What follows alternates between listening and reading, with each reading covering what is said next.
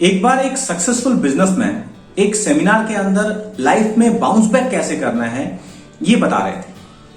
वो बताते हैं कि उन्हें लाइफ में 3 ऐसे गुरु मिले थे जिनकी मदद से उन्होंने लाइफ में कभी बाउंस बैक किया था।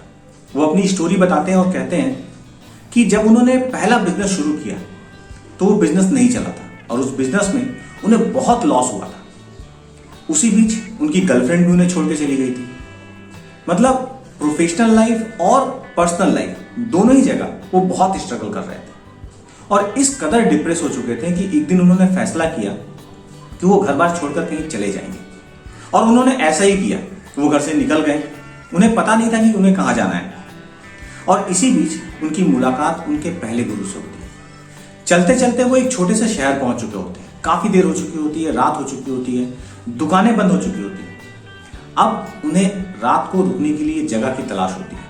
वो सोचते हैं कि आज की रात यहीं बिता दूं, फिर अगले सुबह यहां से जाऊंगा। वो चारों तरफ देखते हैं मगर उन्हें कोई दिखता नहीं है।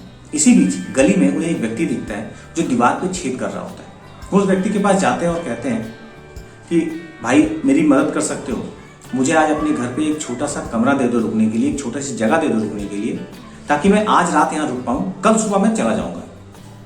उसकी बात सुनकर वो व्यक्ति बोलता है, अरे पागल है क्या, ये घर मेरा थोड़ा ना है, मैं तो खुद चोर हूं और इस दीवार में छेद कर रहा हूं ताकि यहां से कुछ चुरा पाऊं।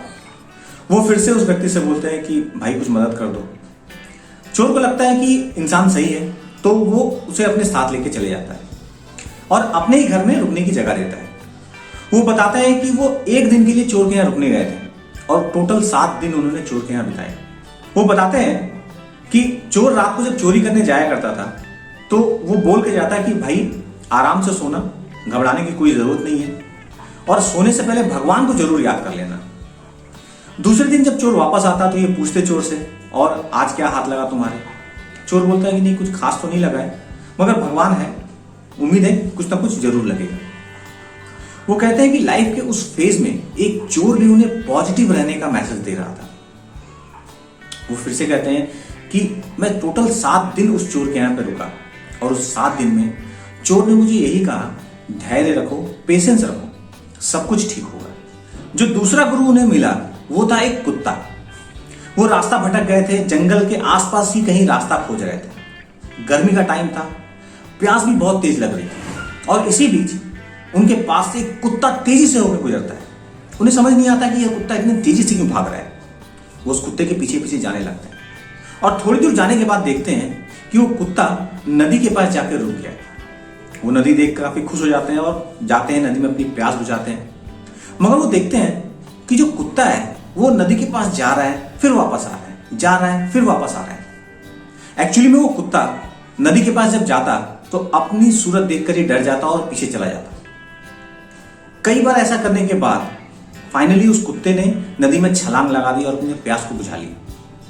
वो बताते हैं कि इस घटना को देखकर उन्हें समझ आया कि लाइफ में आगे बढ़ने के लिए अपने फियर को ओवरकम करना बहुत जरूरी है। जो तीसरा गुरु उन्हें मिला वो था एक छोटा सा बच्चा।